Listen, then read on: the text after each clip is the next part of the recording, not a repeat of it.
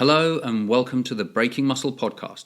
I'm your host, Tom McCormick, and the topic of today's episode is nutrition for muscle gain. We're going to go in depth on everything you need to know about muscle building nutrition, where you need to focus your attention, what things really matter, and what is just a fad, and all the stuff you see on social media and magazines where they're leading you astray, and maybe why you haven't been getting the results you want. You'll pinpoint those, you'll know exactly what you need to do and how to build a nutrition plan best spoke to you and your specific needs. So get a pen and paper ready, because I think this is going to have great value for you and you might want to take some notes. So firstly, if you're still listening, I'm assuming that you want to pack on some size, and you're not alone in wanting to do that. There are millions of guys out there who want to, but most of them fail. But you're not going to, because you're going to have this advice and all the information here to help you. Now, the reason a lot of these guys fail is because they get in the gym, they lift weights, they do it, maybe they even do that consistently with lots of effort while following a good training plan, but they still fail to put on the muscle they want. Why is that? Well, it's because they're only fighting half the battle. They focus all their energy on one front, which is training, but they get blindsided on the other. The missing piece, as you've probably already guessed, is getting your nutrition on point. Just as training is essential to the muscle building process, so too is nutrition. Far too many enthusiastic trainees ignore this fundamental element. Their training is addressed in infinitesimal detail, but their diet is little more than an afterthought. Maybe you're guilty of the same thing. I know I was when I started trying to put on some size. Usually people manage to chug down a post-workout shake and kid themselves that the gains will fall from the sky. Sadly, they won't. You need to have more attention to detail. You need to eat to support growth. You cannot build muscle out of thin air. Your body needs the raw material to build new tissue. Training creates the potential for muscle gain, and your nutrition will dictate if you reach that potential. Diet and training should work synergistically. As Charles Staley puts it, training and nutrition are like two sides of the same coin. Training creates stimulus, and nutrition provides the energy for and recovery from that training. Just to hammer that point home, consider the following quote from Brad Schoenfeld, who is one of the world's leading researchers in muscle gain. If you do not provide your body with adequate rest or nutrition, you can actually reverse the anabolic process triggered by training and put your body into a catabolic or destructive state.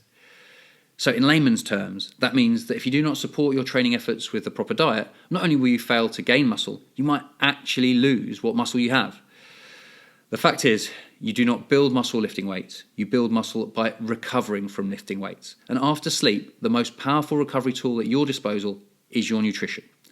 Now, when you ask yourself the question, is nutrition fundamental to muscle building? The answer has to be an emphatic yes. Right, I'm glad we got that cleared up. While I've been sort of beaten the importance of that diet to muscle gains to death, I think it's vital to make sure you realise its significance and to motivate you to pay more attention to it. So by doing so, your progress will improve dramatically. In fact, if you've been training well but not eating right and you suddenly get the eating part of the equation, you might find your progress really skyrockets. So let's move on to the interesting stuff of how you can optimise your nutrition to help you become a bigger and stronger version of your current self. So in this episode, I'm going to outline exactly what you need to do to set up the muscle building diet best for you. I'll follow a logical sequence, working my way along the hierarchy of needs to ensure you are aware of what is most important and the order of importance of all the factors involved. So from the ground up, I will build this or explain this diet plan for you and what really matters most and where you should focus your attention. So in order, I'll be going through total calories, macronutrients, nutrient timing, micronutrients, food quality or composition, supplementation, and nutritional periodization. So, first of all, however, we must address one fundamental element which underpins all good diets and trumps all of those above points for importance. And that factor is your ability to adhere to the plan. Like any other plan, a nutrition plan is only as good as your adherence to it. It doesn't matter how perfect it looks on paper if you are not able to consistently follow the plan. So be honest with yourself when building your nutrition plan. Your actions need to be aligned with your goals for you to achieve success. Assess your preparedness to commit and be dedicated, and then build a plan which matches that level of commitment. After this episode, you should be able to do that. I'll quickly explain where the bulk of your results will come from. So, with that in mind, let me ask you a question. Have you ever heard of the Pareto principle? If you have, you probably know that it states that 80% of your results come from 20% of your efforts. And in this case, it's the first 2 rungs of my nutritional ladder will get you 80% of your results. Now, 80% isn't perfect, obviously not, but it is pretty good. It's a whole lot better than a majority of people are doing. So don't beat yourself up about choosing that approach. If you like, I'm going to focus on these first 2 rungs of the ladder, and that's going to get me 80% of the results, and I'm happy with that. Cool. Just be honest with yourself, and if your current life circumstances or motivation mean that is the best place for you, own that and embrace it, and then that's great. Do exactly that, and you will probably find that you'll be far bigger and more muscular than you would have been just following your existing nutrition plan anyway. So you will probably find radically improved results just from those first 2 levels. But if, however, you think, no, I want to go all in, I want to absolutely max out my muscle building potential, that's also cool. Of course, I'm never going to tell anyone that's not a good idea. So I have all the details you need to achieve that too. So let's kick things off. First and foremost, the most important component of a nutrition plan is calorie intake. So a calorie is a unit of energy. Our food contains calories, and it's what you use to fuel you with energy to go about your daily lives, let alone training and recovery. Everyone requires different amounts of energy per day depending on their age, size, and activity levels. Calorie balance refers to the number of calories you take in compared to the number of calories you burn. The principle of caloric balance matters to your overall health, fitness, and muscularity because it determines whether you maintain weight, gain weight, or lose weight. If you eat a surplus, you will gain weight. If you eat a deficit, you will lose weight, while eating at maintenance, or also known as isocalorically, means you maintain your weight. For physique changes, calories are king. Now, what do I mean by that?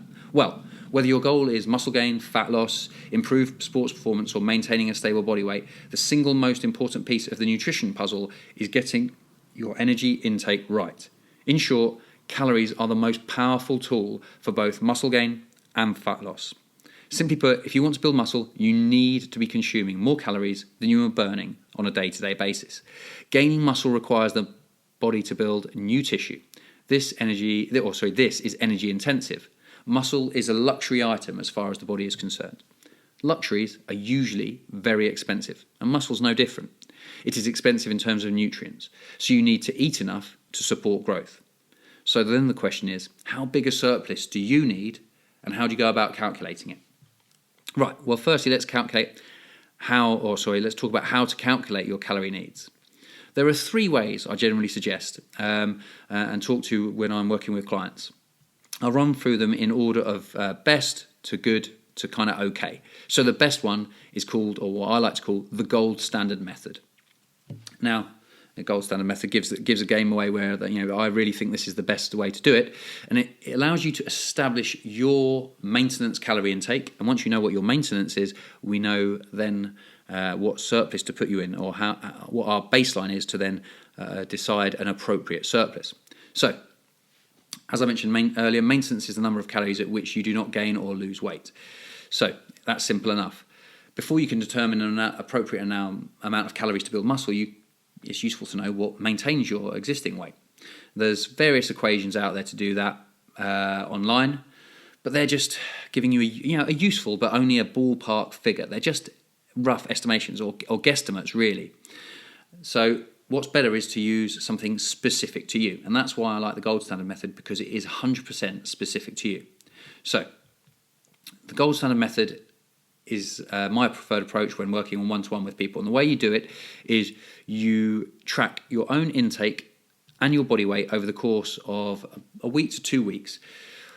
Now, this obviously requires a bit of effort up front, plugging in what you've eaten into something like MyFitnessPal, weighing yourself first thing in the morning after you've taken a pee, before you've had anything to eat and drink, to keep a weight check and have a rolling average.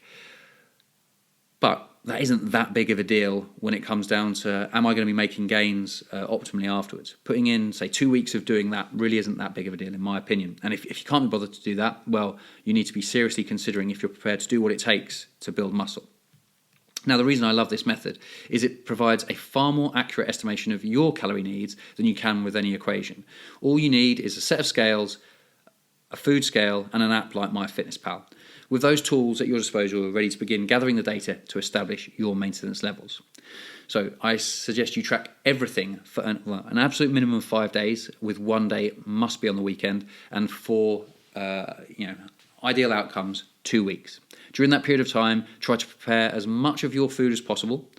When this is not possible, try and be as accurate as possible in logging the food eaten. Now, on the apps like MyFitnessPal or any other food tracking apps, they have incredible databases, and they have almost every supermarket or restaurant bought food there, so they can give you good estimations of what you're eating, even if you're eating out and about on the go.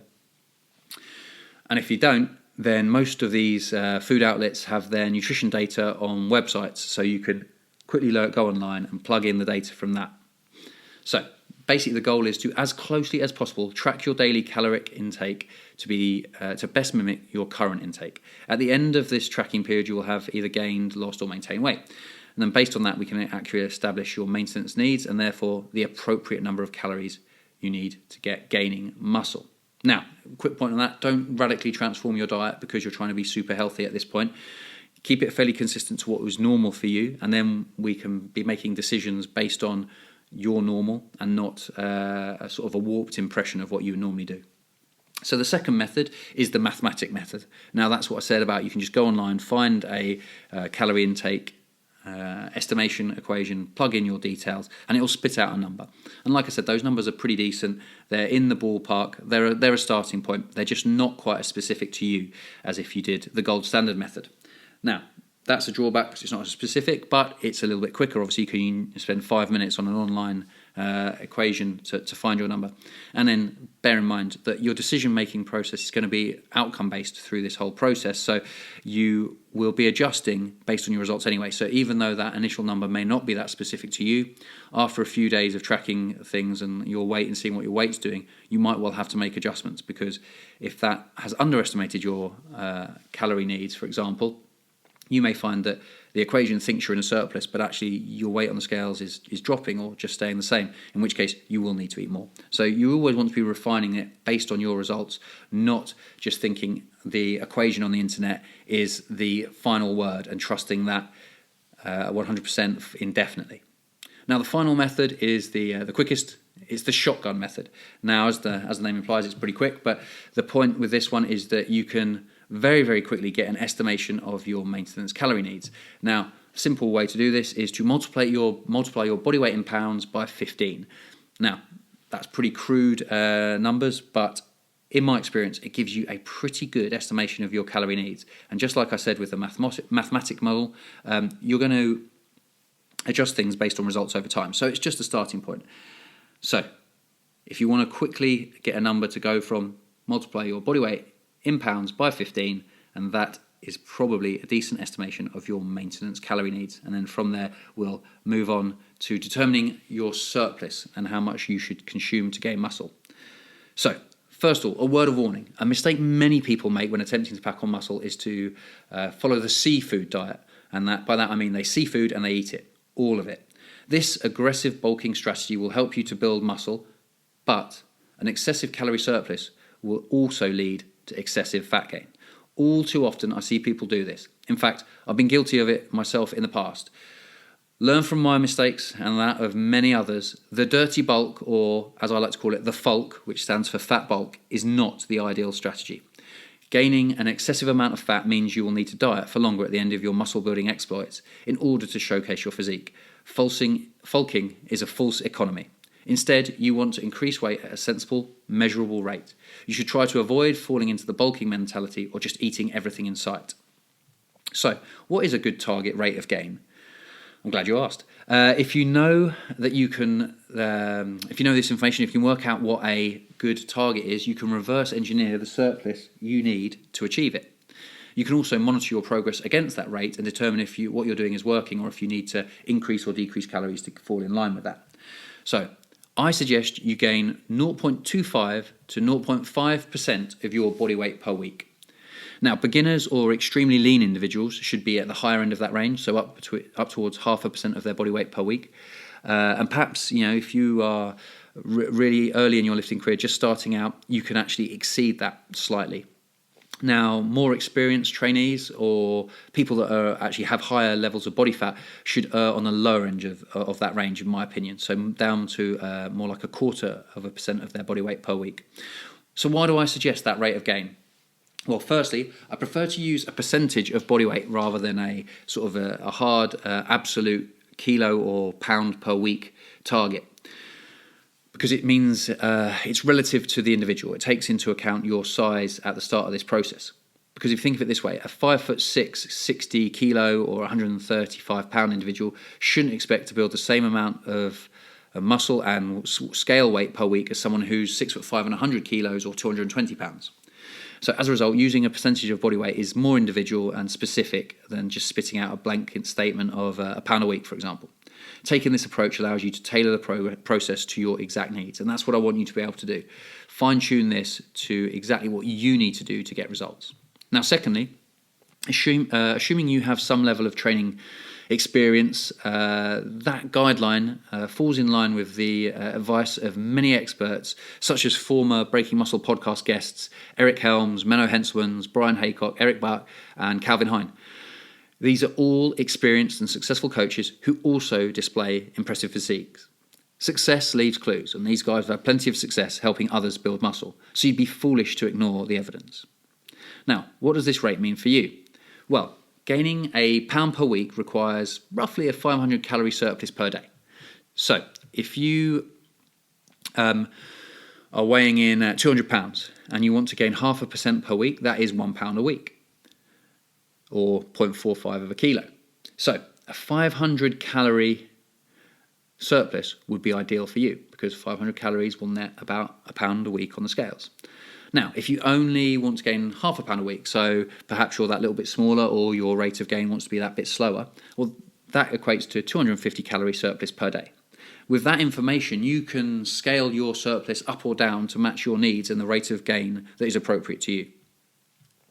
So with calorie balance out the way and rate of gain and setting total calories sort of covered, let's move on to the next most important thing, macronutrients. Now, just as a reminder, I think if you get your calorie balance spot on and your macronutrient ratio correct, then you will get about 80% of the benefits from a diet when it comes to muscle building. So you won't be getting all of the gains, but you will be getting a good chunk of them just by nailing these two fairly basic principles. Right. So this next rung on the ladder is macronutrients. And these are, as I said, the next most important factor to consider for your muscle gain success. There are 3 different macronutrients. These are protein, fat, and carbohydrates. All of these supply energy, and therefore they all contain calories. Protein and carbohydrate both contain 4 calories per gram, while fats provide 9 calories per gram. Well, that information is particularly useful when it comes to the actual practical step of constructing your diet with appropriate ratios of each macro. Before we progress to that stage, though, let me first explain the benefits of each macro and the roles that they play within a muscle building diet. First of all, protein. We all know that we need some protein to pack on some size. Protein comes from the Greek word proteus, meaning of primary importance. And proteins are large molecules made up of other smaller molecules known as amino acids. Now, these amino acids are literally the building blocks of muscle. Proteins are comprised of 20 different amino acids. There are 9 essential amino acids, and these are essential because your body can't produce them on its own. To get them, they must be ingested as part of your diet. The other 11 amino acids are known as non-essential because your body can produce them itself. So protein is involved in nearly every process in your body, and proteins are critical to survival and health, but they also play an important role in athletic performance, body composition, and muscle mass is predominantly constructed from protein. Proteins help you to recover from your training. It preserves lean tissue when you're dieting, helps you grow more muscle when building, and has the highest effect on satiety, which is the feeling of feeling comfortably full after a meal. With that information, you can see the amount, quality, and timing of your protein intake are all key factors to maximize your muscle building potential. So eating protein stimulates muscle protein synthesis, or MPS. And muscle growth can only occur if MPS exceeds muscle protein breakdown, or MPB. So muscle protein synthesis is arguably the most important physiological factor when it comes to building muscle. It is the driving force to adaptations brought about by training. MPS is the rebuilding of muscle fibers damaged by your training. During weight training, muscles experience tiny microtrauma, and blood flow to the area increases in response to this to deliver the necessary components for repair through protein synthesis. As a result, the repaired muscle is bigger and stronger than it was before. That's exactly what we want. Interestingly, research indicates there's an amount of protein per meal which will maximally stimulate MPS, and that eating more doesn't have an additional benefit. Now, that's good news in some respects. Also makes me slap myself in the face from thinking back to when I used to eat like 4 chicken breasts in one meal, because I thought more protein per meal was going to help me grow more muscle. But it does seem that on a meal by meal basis, there's an upper limit of how much muscle building you can stimulate from protein in one meal. So now we've sort of established that protein is key to your ability to grow, and that it's not as simple as just saying more is better. Instead, you want to aim to ensure MPS is maxed out each time you eat and across the course of the day, and that eating more in one serving doesn't necessarily have any additional muscle building benefits. In essence, actually, those calories would be better spent on carbohydrates and fat to build more muscle. So how much protein should you consume? Well, to build muscle, anything in the range of 1.6 to 2 grams per kilo of lean body mass is sufficient to stimulate MPS over the course of the day. That's what the research shows us. And that's around about between 0.8 to 1 gram per pound of body weight. And some recent research supports the higher end of this range. Now, I generally recommend 2 grams of protein per kilo of body weight for my clients in Europe and Australia, and 1 gram per pound for my US-based clients. Now, there's a little bit of a difference there in terms of what that translates to as total protein, but I'm confident with that they're eating enough, and it's the key thing, it's easy to remember, easy to calculate, and comfortably covers their needs. And like I said, going above those levels doesn't really provide any muscle building benefit. So the next macro to consider is fat. Now, the consumption of dietary fat is important for regular hormonal function, especially things like testosterone production, and you should never eliminate fat from your diet. Essential fats, much like essential amino acids, are fats that are critical to survival and health, but cannot be made by the body. Consequently, they must be consumed in the diet. The 2 types of essential fats are omega-6 and omega-3, so you've probably heard of those. Now, there's no such thing really as an optimal amount of fat to consume, but there is a minimum, and that minimum is probably somewhere between 0.2 and 0.5 grams per kilo of body weight for normal hormonal function. Now, there's plenty of pretty sensible arguments out there from experts and scientific research for fat intakes between 20 to 30% of your total calories to optimize hormonal levels, for example, testosterone. Now, with that said, once you exceed 0.6 grams per kilo of body weight, or roughly 0.3 grams per pound, there's no significant benefit to hormones. So you can't supercharge your testosterone production by eating a ton of fat, basically. So with that in mind, how much fat should I consume? Well, my preference is for a minimum of 0.6 grams per kilo, and as I said, that's about 0.3 grams per pound. When building, this will generally equate to roughly 20% of your calories in my experience. Now, given there is little benefit to hormonal function above this level, when in a surplus, there is no physiological need to increase from this figure as you progress through your mass phase.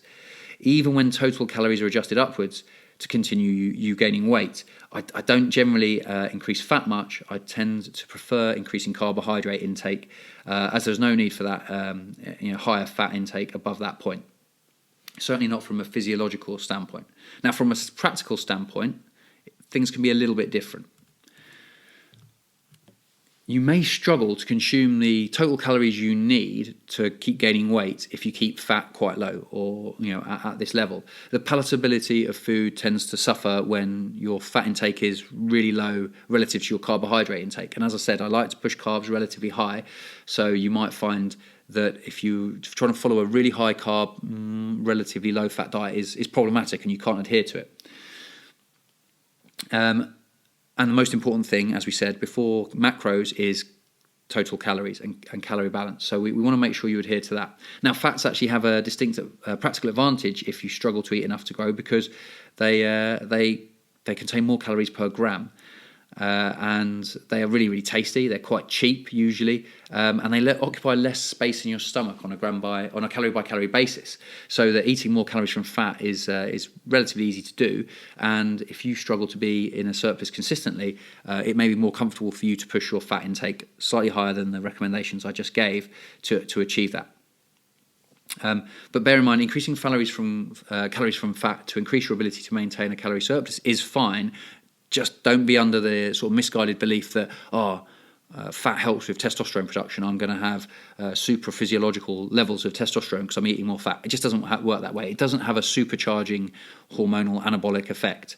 It just allows you to maintain a calorie surplus on a consistent basis. And as we've established, calories are king. When building mass, we need to take in more calories than we burn. And fat, like I said, is the most energy-dense nutrient, with 9 calories per gram, compared to protein and carbs only having 4 calories per gram. Like I said, it's also extremely cheap and tasty. So fat could represent a really good way to reach high calorie totals without severe fullness. And if you're someone who's naturally skinny and struggles with their appetite, it's well worth considering increasing your fat intake to allow you to hit the calorie needs to keep gaining weight. Right. After we've covered fat, just another point I want to make on fat is, like I said, you can push it up, but I would suggest in a surplus you want to stay with about 20 to 30% of your total calories coming from fat, and not much beyond that.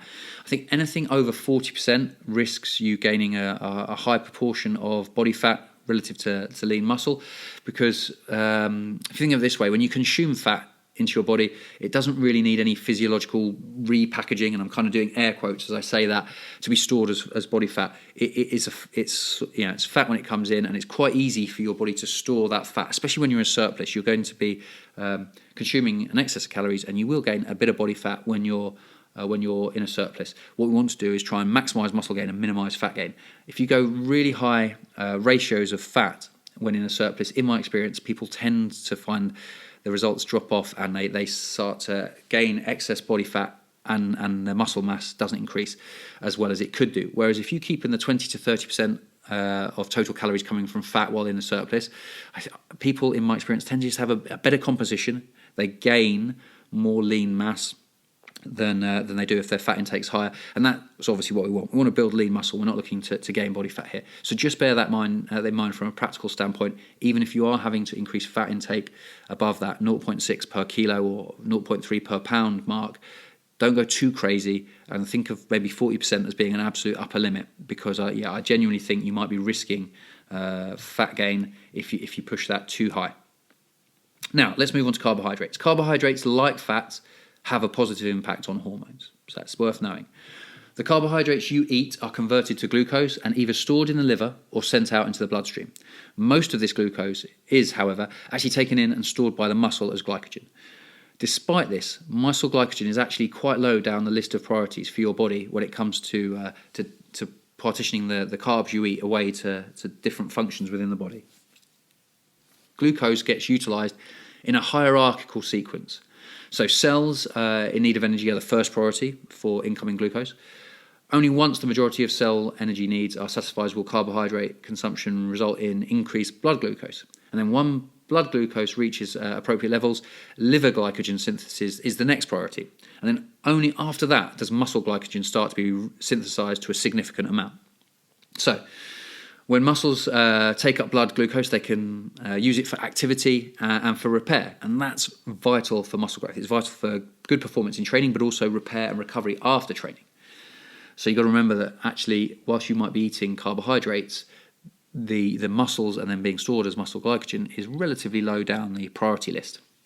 Now, carbohydrates are the dominant source of energy for the central nervous system, but also for athletic activities. For example, lifting weights or bodybuilding training. Carbs help to fuel grueling training, and they aid recovery by replenishing muscle glycogen. Stored muscle glycogen is the primary and preferred fuel source for intense exercise, and approximately 80% of your weight training is fueled by glycogen stores.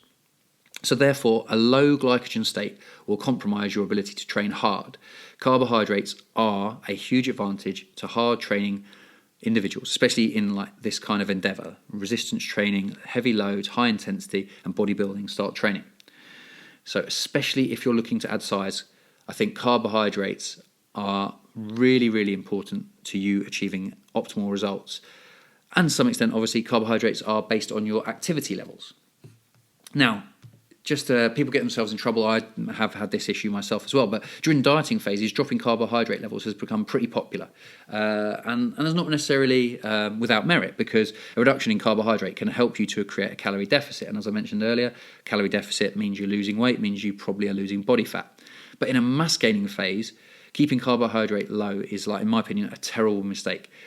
You need to eat enough carbohydrate to allow you to push through overloading training sessions. And if you're on a low glycogen situation, then you risk muting the anabolic response to weight training.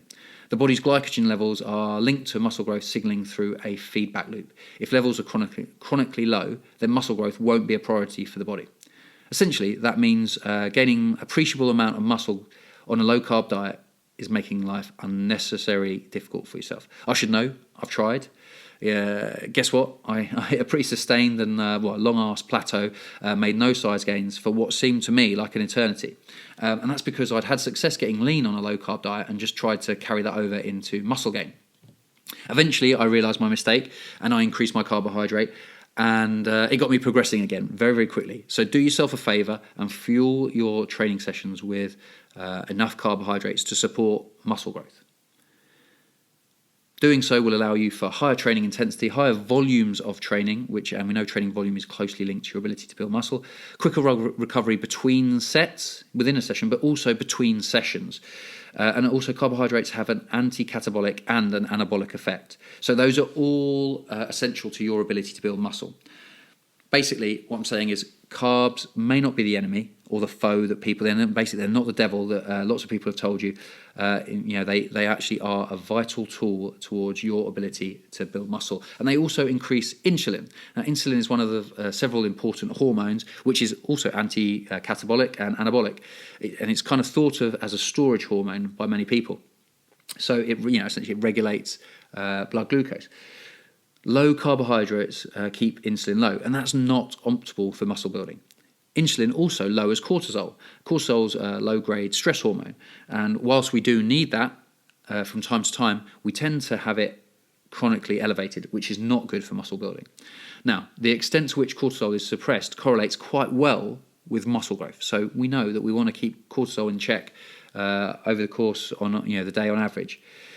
And so that's actually led some experts to saying that the role of controlling catabolic influences like cortisol may be underestimated when it comes to the bigger anabolic picture. Another reason why carbohydrates are an extremely effective method in muscle building is because they can help to reduce cortisol levels. So basically it all stacks up to a pretty compelling argument that carbohydrates should be kept high during a muscle building goals. So hopefully I've hammered that home. I think carbs are very useful. They are definitely not the devil. They are, in many respects, a massive advantage to you if you want to build muscle. So then the question is, how many carbohydrates should you consume? Well, the short answer is the remainder of your available calories. A slightly more detailed answer than that is that basically, given I've provided you with guidelines on what you should be eating in terms of total calories and how you can calculate your total calorie needs to be in an appropriate surplus, and I've given you the quantity of protein and fat relative to your body weight, you can simply fill up the remainder of your calories from carbs. Now, when calculating out the calories, remember protein, fats and carbs have different calories per gram. So protein and carbs are 4 calories per gram and fats are 9 calories per gram. And that's really useful to know when you're trying to map out your macro ratio. In a second, I will walk you through exactly an example of how you can piece that together. So you might want to get the pen and paper handy to write down those calculations for your macros. But before I do, I just want to cover fiber, which I kind of think of as like the fourth macro. Fiber is often forgotten about, especially in the kind of FYM crowd, or if it fits your macros community. Now, don't make that mistake. Instead, like I said, consider it like the fourth macronutrient and be sure to hit your targets for fiber too. If I'm honest, it may have slightly less of an impact on your muscle building potential, but in terms of keeping you healthy long term, it will have a big influence. And actually, you need to stay healthy long term to build a lot of muscle, because muscle building is a relatively slow process. You're not going to get jacked overnight. You need to do this consistently for a long period of time. The longer you can stay healthy, the better. Now, fibre is a classification of carbohydrate. It helps keeping you full, is how most people think of it, but it also helps to manage blood sugar levels, quite often lowers them, and it delays the digestion of food, and it keeps cholesterol in check, and has some other useful things, like quite often it can help people avoiding constipation, and it has lots of health benefits. One, for example, is there's a link between appropriate fibre intake and the reducing the risk of colon cancer. So, fibre, much like anything else, is good, but you can have too much of a good thing. So the side effects of too much fibre could be things like gas or diarrhea, and actually, if you have way too much, it can cause constipation and bloating. So we want to know how much you should have of that as well. Well, here's some pretty simple guidelines for you. I would say whatever you do, don't dramatically increase it overnight. Gradually titrate it up. If you're not having much fibre, don't try and jump to the top end of what I consider optimal. But a minimum for women is probably 20 grams per day, and for guys 25 grams per day. And a maximum would be 20% of your carb intake. Now, the sweet spot for me is somewhere between 10 to 15 grams of fibre per 1,000 calories eaten. So let's call that 12.5, right in the middle between 10 and 15 grams per 1,000. So if you're having 2,000 calories a day, 25 grams of fibre per day. And then obviously you can scale that up on how many calories you are eating to meet your needs for a surplus, and then match your fibre intake to that. Okay, so let's move on to calculating out your macros. So I've given you those guidelines for protein, fats and carbs, and your calorie total calorie target.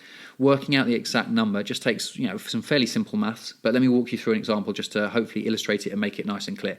So say we've got someone who's having 1 gram of protein per pound of body weight, and they weigh 150 pounds. So that's 150 grams per day. Pretty simple.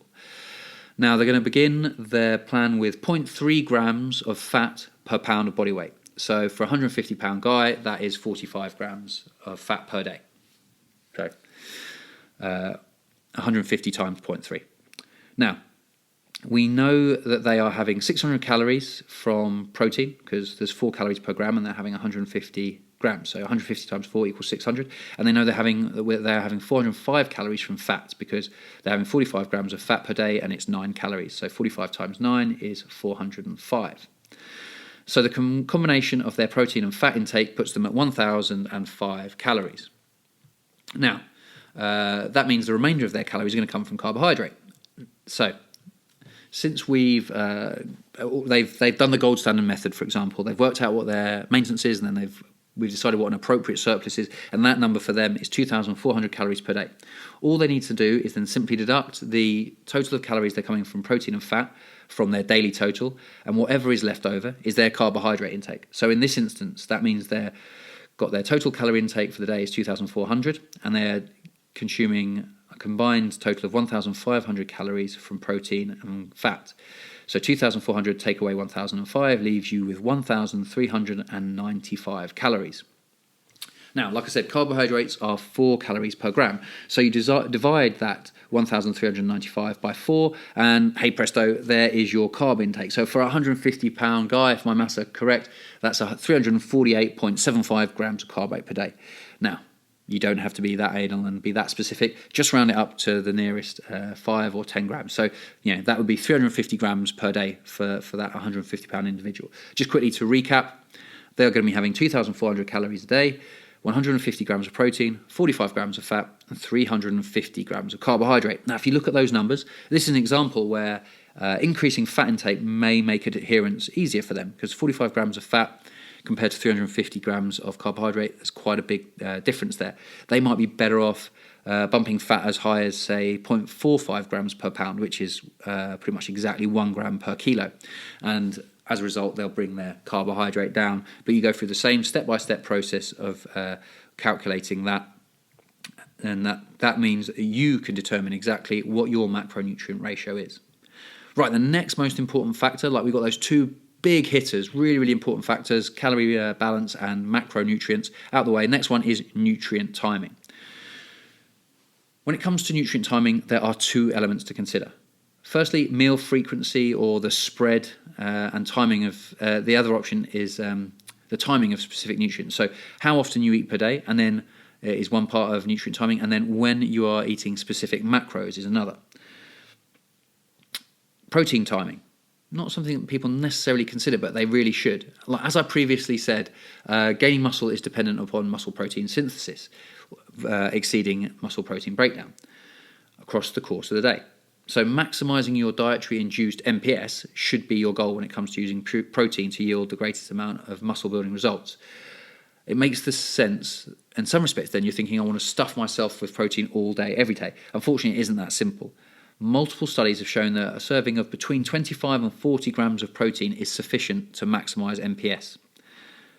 That range is relatively broad, 25 to 40 grams, but it has some nuances, which I'll explain in a second. But it gives you some ballpark numbers to be starting from. You probably want to be eating somewhere between 25 and 40 grams of protein per meal. Now, I prefer to give you numbers relative to your body weight, like I said earlier on, because it's specific to you. So with that in mind, my specific recommendation is that I suggest you aim for 0.4 grams per kilo of body weight of protein per meal. Now it's a shade under 2 grams per pound. 0.2 grams per pound at each meal. So for example, someone who weighs 65 kilos, which is about 145 pounds, they would be having 26 grams of protein per meal would put them right bang on where I want them to be. Whereas a guy who's 80 kilos, which is 176 pounds, they'd be having 32 grams of protein per meal. Now, the current literature indicates that consuming your protein, as a whole food meal causes MPS to last for roughly 3 hours. Peaks, generally speaking, somewhere between 45 and 90 minutes. Like a protein shake or amino acid supplements tend to be at the shorter end of that 45-minute mark, and a whole food meal more like 90 minutes, maybe even up to 2 hours. But then MPS begins to tail off. Now, research indicates that like a peak and then a trough in your MPS is key to muscle growth. So rather than, like I said, keeping it high all day by constantly chugging down amino acid supplements, you're better off, according to the current research, to have 4 to 6 servings, roughly spaced about 3 to 4 hours apart, to maximise muscle protein synthesis. All right, carbohydrate timing. This is probably the one that is most commonly discussed when it comes to nutrient timing around training. Now, carbohydrate timing is nowhere near as important as getting your total daily carbohydrate intake in check, but it does have some influence over your ability to build muscle. So the first port of call is to make sure you meet your daily requirements. Then you can split it up fairly evenly through the day. You'll get good results like that. With that said, since carbs can influence the adaptations to training and the quality of your training based on their timing, it's wise to consider nutrient timing specific to your training time. So I've mentioned, and I'm sure you've heard about the anabolic window. I'm just going to discuss that briefly here. Now, post-workout nutrition has, for a long time, been perceived as the holy grail of nutrient timing, and it's called that anabolic window, which is a nice little catchphrase. I think that, to some extent, is a mistake. Pre-workout nutrition is, in my opinion, just as, if not more, important than post-workout nutrition. As I previously discussed, the body takes several hours to digest a meal. So, if you consume a balanced meal prior to training, your body will continue to receive a steady supply of nutrients throughout the entire session and even into the post-workout window. And that's an important consideration, something you really need to think about, and people often miss with nutrient timing is the important factor is when the nutrients are in your bloodstream, not what time you eat them. So much as in they think, post-workout I need to recover, so I'll eat them now. But if you'd have eaten properly before the workout, you might actually ramp up your ability to recover better, because the nutrients from your pre-workout meal are in your bloodstream during and quite possibly after your training session. And this means you can deliver nutrients immediately to the working muscles. Whereas if all you do is focus on the post-workout meal, there will be a significant delay in nutrients arriving where you need them most, and that's at the muscles. So, with that in mind, here are a few key points to consider about carbohydrate when it comes to nutrient timing. So firstly, inadequate carbohydrate intake can impair strength training. Consuming carbs in the pre-training meal can improve performance in the training session. Consuming carbs intra-workout, so within a training session, in sessions that are high in volume and duration, so lasting comfortably longer than an hour, can also improve performance within the session. This is especially true when they're consumed with a fast-digesting protein source. Consuming carbs post-workout does replenish muscle glycogen more effectively than eating them only at other times. So the post-workout window is useful, but it's a lot longer than most people think of. the anabolic window isn't just 15 to 20 minutes post-workout. It's actually more like up to 4 to 6 hours after training when eating carbohydrates can optimally replenish muscle glycogen. So it's wise to consume, or to ensure that you consume carbohydrates at least in the meal before and after your training. After that, I'd say you can simply space them out relatively evenly through the other meals you consume in the day. And some practical advice I got from John Meadows several years ago at one of his training and nutrition seminars was to consume about 60% of your carbohydrate peri-workout. Now, for those that don't know, John Meadows, he's a pro bodybuilder himself, but he's one of the most successful coaches out there, coaches a huge number of athletes, and he's been doing this for, well, north of 20, maybe even 30 years. He's been around for a long time. He's seen everything. So I would definitely take his advice into account when it comes to your own training. Now, peri is short for perimeter. So basically, peri-workout means the perimeter of your workout, and this means pre, during, and post. So after that, he suggested splitting up the remaining carbs relatively evenly across the course of your day, while you have 60% in your peri-workout window. Now, from a practical standpoint, I've found that to be extremely effective personally and with a lot of clients, especially if you carry a reasonable amount of muscle mass. I think for beginners it's not so important, but if you're someone who's got a lot of size on and are trying to work towards your genetic potential, and you train with pretty high or maybe even very high volumes, or you're in a very high volume of phase of training, it can be really useful to take that approach of getting 60% of them in around the workout. But if you're smaller and you're less experienced with training, or actually you're in a lower volume type of training, I think the emphasis on peri-workout carbs is less important. I wouldn't think they're so important that way. But let's assume you need 400 grams of carbs a day. You eat 5 times a day, you train hard with high volumes, and your sessions take 90 minutes, and you work out in the evening. Then I'd say maybe your day would look something like this. At breakfast, you would have 40 grams of carbs. Your second meal, so maybe it's mid-morning, 60 grams. Lunchtime is 60 grams. Then you have a fourth meal, which is pre-workout, and then you're having 100 grams at that meal. You train, say, 2 hours later, and during that workout, you have 40 grams of carbohydrate powder. And then post-workout, you have a meal maybe 90 minutes after your training, and that's got 100 grams in it.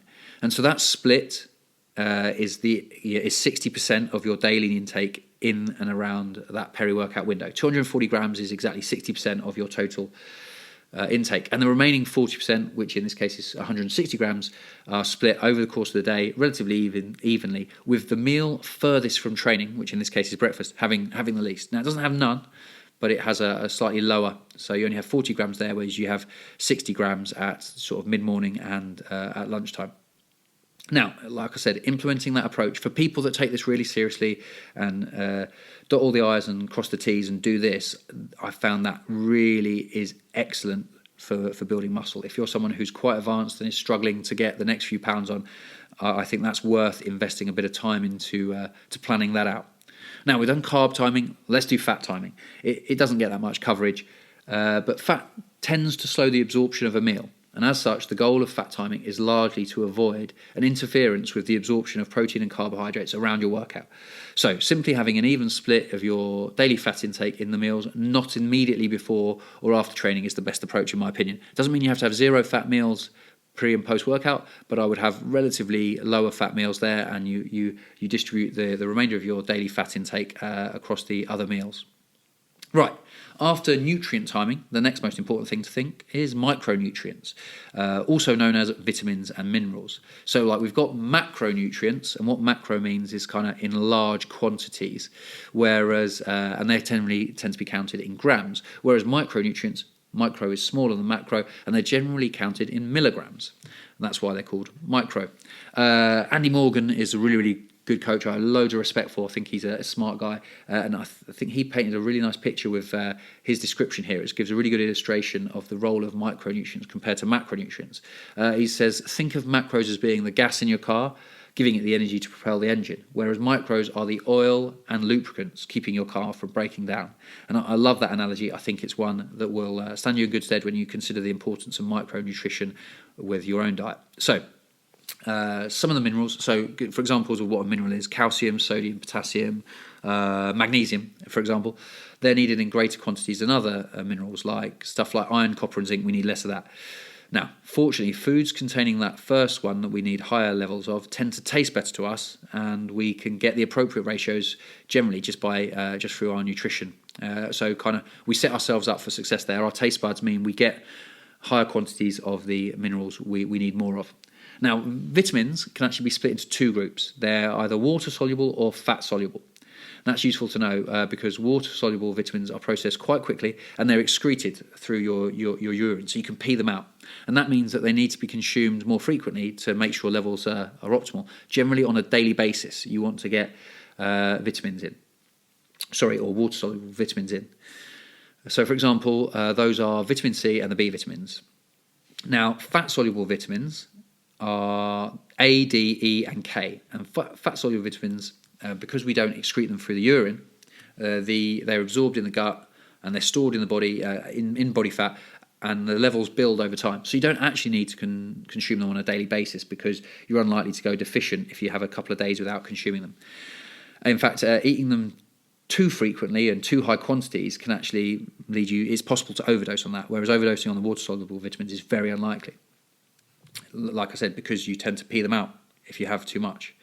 Now, given you're in a calorie surplus when in this whole process of building muscle, the risk of being deficient in micronutrients is pretty low.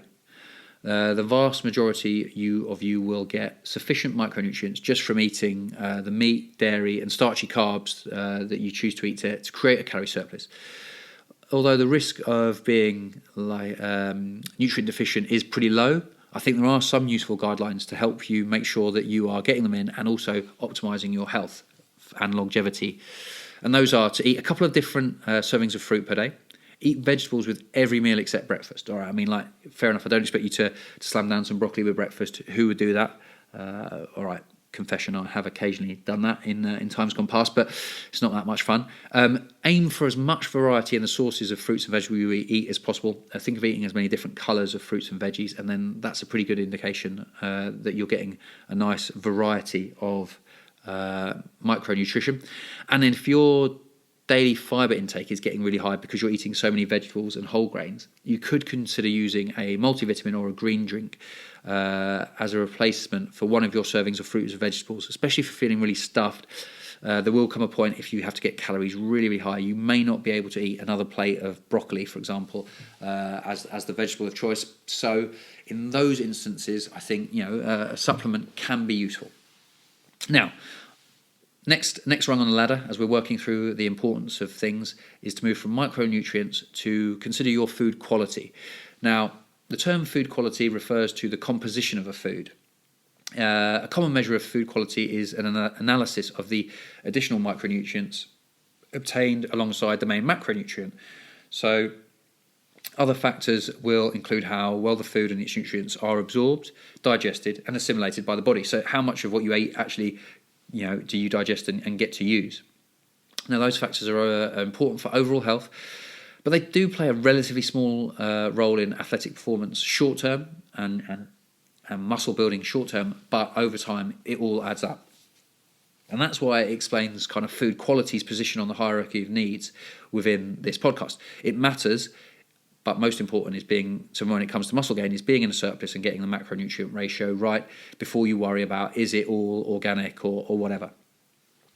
Now, that's because basically you can eat like this, you hear about these trendy superfoods. You could eat tons of those, but you might not build muscle. So they give you lots of micronutrition, but that is trumped by calorie balance and macronutrient ratio. So let's look a little bit more detail at what's really important when it comes to food quality. So when it comes to protein, quality refers to how well the essential amino acid profile of a protein matches the requirements of your body. The digestibility of the protein and the bioavailability of the amino acids are also playing a role in quality in that respect. So basically, in layman terms, protein quality refers to how well your body will use a given source of protein.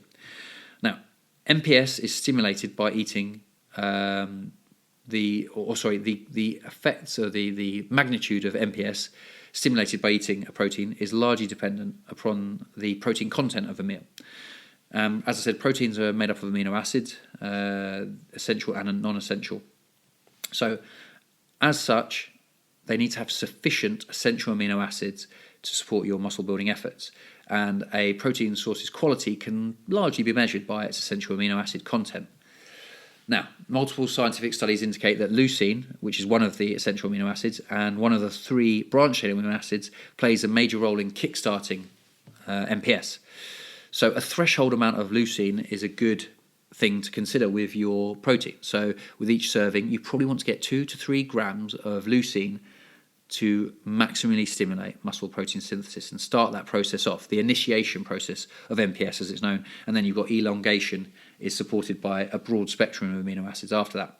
So, like daily total protein intake, more leucine per meal isn't better. So like having, like I said, 2 to 3 grams should maximally stimulate it. Having 8, 10, 15 grams of leucine doesn't stimulate muscle protein synthesis higher. There's a threshold that needs to be met, and over and above that doesn't seem to have any additional benefit. Now, achieving the optimal threshold of 2 to 3 grams translates to, like I said earlier, that magic numbers or range of 25 to 40 grams of leucine-rich protein sources. So things like whey or eggs or meat or fish. Animal protein sources tend to be the highest quality protein sources. They provide a full spectrum of amino acids and are therefore known as complete proteins. Animal protein are usually the best digest sources of protein as well. The protein sources that rank highest on digestibility are dairy, eggs, and isolated protein powders like whey or casein. Meat and fish are next on the list. Plant proteins are generally lower quality because they do not contain all the amino acids. They're not a complete protein source. They are also less efficiently digested because of the cellulose content. And cellulose is a component of a plant cell walls that cannot be broken down by the human gut. So you can't process and get the benefit of the protein quite so easily. It's not to say that being vegan or vegetarian you can't maximally stimulate MPS, but you have to really think carefully about combining the sources you use. Now, given the relatively high daily protein recommendations I've given in this book, protein quality probably isn't much of a big deal for meat eaters. But if you're vegan or vegetarian, it is more of a concern, something you should be looking into, and you might be best served to fortify your meals with an essential amino acid supplement, especially focusing on getting that leucine threshold of 2 to 3 grams per meal. Now, getting a bit more detail on protein quality, the protein digestibility corrected amino acid score, it's a bit of a mouthful, but the PDCAAS, also not that easy to roll off the tongue, is considered the gold standard for evaluating the protein quality of a protein source. And the PDCAAS considers both the essential amino acid content and the digestibility of a protein. So it's a really, really good analysis of protein quality. And ranking on the PDCAAS ranges from a 0 to 1 score, with 1 meaning that a food provides with 0 meaning a food provides no digestible essential amino acids, so that's like a really low quality one, and a score of 1 is the highest possible score.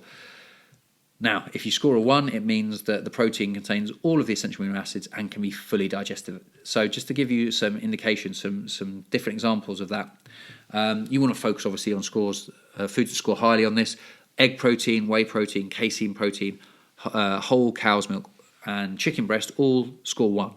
And actually, interestingly enough, soy protein isolate gets 0.99, so that's a very good score. Things like beef, 0.92, pea protein isolate, 0.82, so the 8 to 2 that is. So some options there if you are vegetarian. And then it drops down, so things like chickpeas are 0.78, kidney beans 0.59, cooked rolled oats are 0.54, and rice is at 0.5. So, if you're not eating meat, you need to think about the choices you make to try and optimize your protein quality. Right, let's move on to carbohydrate quality. The 2 key factors to consider with carbohydrate quality are digestion time and nutrient density.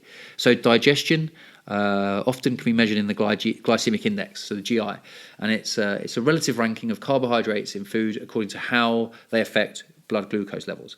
So carbohydrates with a low GI value, which is generally considered 55 or less, are more slowly digested, absorbed and metabolized, and cause a lower and slower rise in blood glucose, and therefore also less of an impact on insulin levels, whereas foods with a high GI are more quickly absorbed and more likely to spike insulin.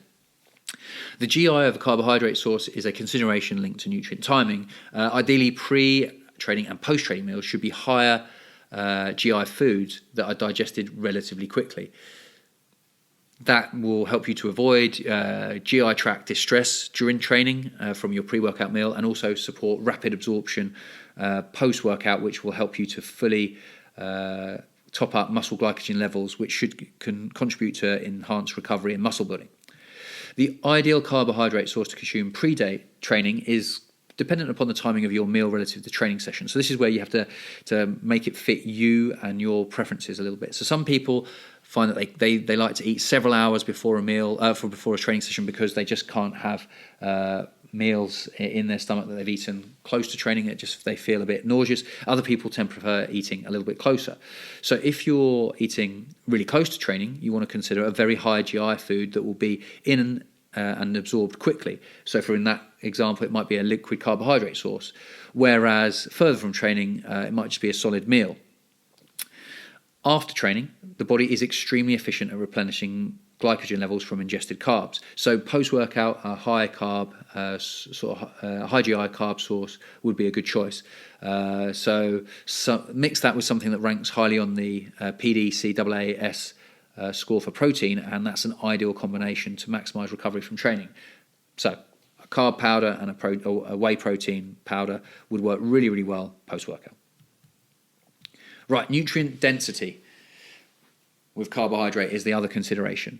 Now, carbohydrate sources vary quite considerably in their nutrient density. The simplest recommendation for optimizing your nutrient density from carbs is to eat a wide variety of fruit and veggies.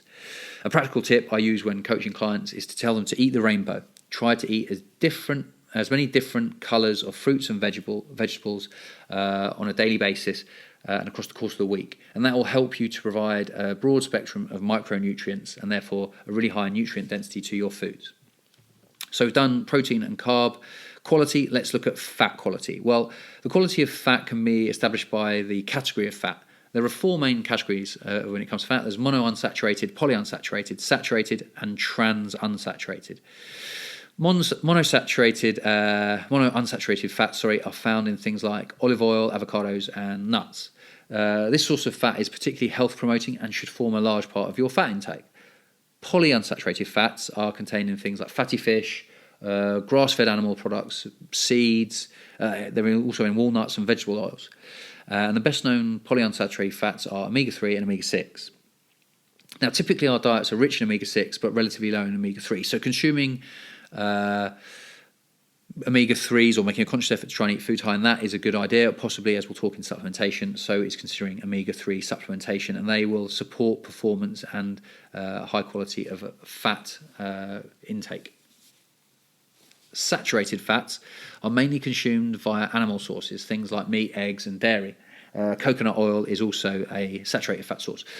Now, saturated fat might have some positive effects on hormone levels, and they're often promoted for this, but overconsumption can actually have negative health consequences. So, as a result, it's prudent to avoid consuming excessive quantities. So don't be scared off eating saturated fat, but also don't load up on it too much. Try and get a nice variety of monounsaturated and polyunsaturated as well. Now, trans fats, they're very rare in natural food sources. They're more sort of in processed foods, it's almost exclusively consumed via man-made food. They can be manufactured by chemical manipulations of natural fats. So trans fats have been found to have various negative health consequences, and they might also contribute to lower muscle mass and increased fat mass.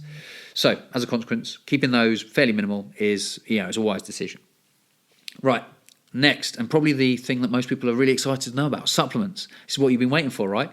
Well, when looking to build muscle, the most important factors, I hate to burst your bubble if you thought there was going to be exciting supplement advice here, is resistance training, good nutrition, good recovery, for example, sleep, keeping stress levels in check. They are what really matters.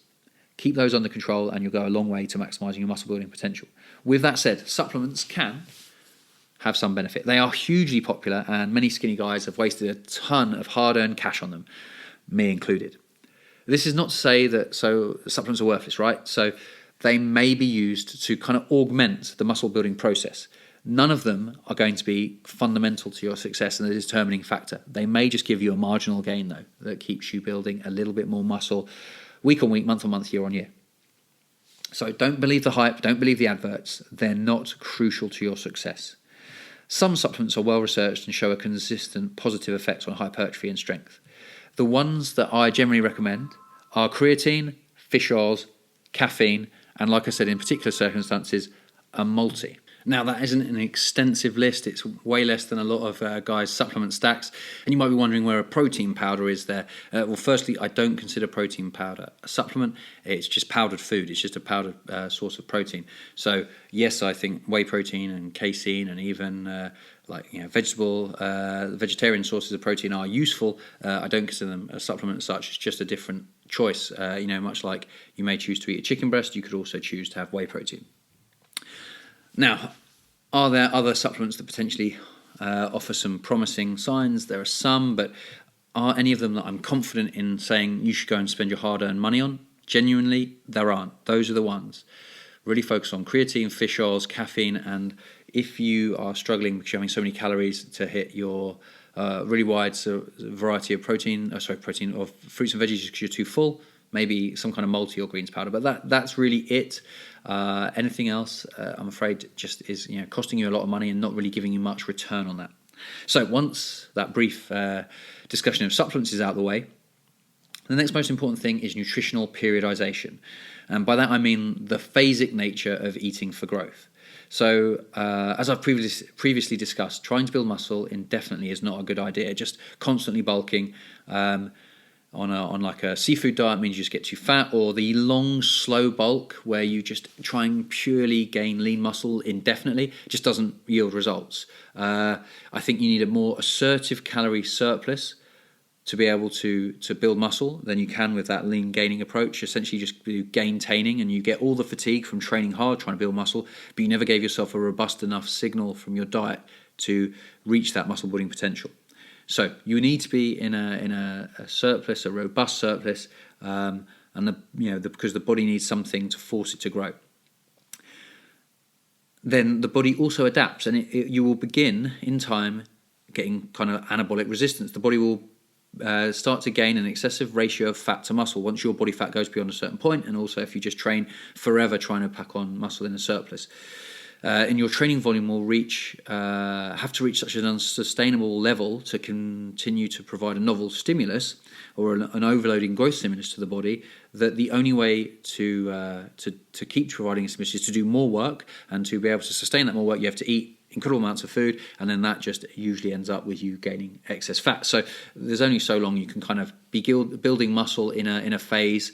So as such, your nutrition can't just be viewed as indefinite. It needs to be periodized or phasic, much like you have to make adjustments to your training. And a periodization of training is widely accepted as the best practice to organize training for the long haul and to maximize long-term progress. The same should apply for your diet. A periodized training plan progresses logically from one phase to another to move you towards a specific goal. By manipulating training variables in an intelligent fashion, you can optimize your training to reach a goal faster or to achieve a higher peak of performance. So leading athletes and coaches all over the world use periodization to achieve elite levels of performance. Now, while a variety is a critical element of periodization, this variety is not random. It's not randomization. Every element of a periodized training plan has a purpose. It's not variety for variety's sake, but a way to squeeze out every last drop of potential. And diet periodization is the same. It's not an excuse to flip-flop between random dietary strategies, but a systematic variation of nutrition strategies to maximize your results. Building an impressive physique takes time. It's unrealistic to believe you will achieve your ideal physique within a single muscle building phase. Doing a 12, 14, 16-week bulk and expecting to have your dream physique at the end is just unrealistic. So consequently, it's vital to periodize your dietary approach over to multiple phases to make as much progress as you can in a given time frame, and then adjust to match the stimulus to your training stimulus and what your body is receptive to at that time. And put simply, all that really means is that you have to eat appropriate quantities of food to match your goals at a specific moment in time. Your diet and training should match your goals, and they should work synergistically. They're not two separate entities. They have almost, if you get it right, they can have a synergistic effect. 1 + 1 can equal 3 almost with good training and diet combined. And picking complementary nutrition and training plans seems like blindingly obvious, right? It makes perfect sense. Oh yeah, this is my goal, I'm training towards it, and I'm supporting it with the appropriate nutrition. Yet I still see guys who really want to build muscle mass, and they're doing kind of weird workouts where they They test their 1 rep max bench press, then they do like CrossFit WOD style stuff, but they're also like eating, I don't know what, like a low carb vegan squirrel might eat. I don't know, like basically they're not eating what is required to support their overarching goal of muscle mass, and they're not training that way either. Whereas other people try and out-train their donut addiction when fat loss is the goal. They train incredibly hard, but they keep eating calorie-dense foods that stops them being in the deficit they need to lose fat. And neither one of those people is going to get results, certainly not the results they want anyway. And it will be a huge waste of time and energy in failing to achieve those goals. If they can just apply a bit of logic and planning, it can help you avoid those all too common mistakes. It's, those examples I've given are extreme, but you'd be surprised how many people are not matching their nutrition to their training and towards their overall goal. And it's really not that difficult to align your training and diet with your goal if you take a step back and ask yourself a few key questions. And those 3 key questions are: what is my primary goal right now? So if we're talking about this, it's muscle gain. What training best achieves that goal? And what nutrition best supports this type of training? And when it comes to improving your physique, those 3 questions, if answered correctly, will provide the overarching structure to your training and diet plans in the long term. Answer them logically, based on scientific principles and training and nutrition. You can't really go wrong. As long as you adhere to those principles which underpin them, all the other stuff is just minutiae. So this whole episode has focused on muscle gain, and I think I've given you a comprehensive rundown of nutrition for muscle gain, detailing how to set up nutrition plans for primer phases, fat loss phases, and maintenance phases, or solidification phases. Will turn into a marathon episode. But those are the other phases that you will need within your training plan to reach your goals, and it's what I covered in my mapping out muscle gain training podcast, and describing how I think you should train for maximal muscle gain. Those phases are going to be required. As I said, you can't just bulk indefinitely. There will be times when the body stops being receptive to that stimulus, and then you need to provide a new stimulus that can move you towards your goals. And there'll be times when you've bulked up and you want to strip away a little bit of body fat because your body fat's got higher than you're comfortable with. So obviously, tactical use of maintenance phases and fat loss phases is useful. Now, rather than then trying to talk you through all of those different phases and what best nutrition applies to those, I want to leave you with what applies best to a mass gain or a building phase in this episode, and I will record a separate show explaining exactly how to periodize your nutrition based on those other phases. And that will allow you to align your nutrition with training periodization, so that as other phases are required in your training plan, you can adjust your nutrition to get the most from those phases. Now, I've been talking a while. Hopefully, I've given you loads of detail there and stuff you can take away to optimize your nutrition. And I want to wrap this episode up before it gets too long. So I think I've given you the keys to building muscle via nutrition. Gaining large amounts of muscle is yours for the taking, but it's not going to be achieved through any magical food or special supplement or hack or just like one weird trick that doctors don't want you to know. Instead, it will be done through relentless application of the diet principles I've just outlined. If you combine that with hard work in the gym, persistence and patience, these principles will help you to build the body of your dreams.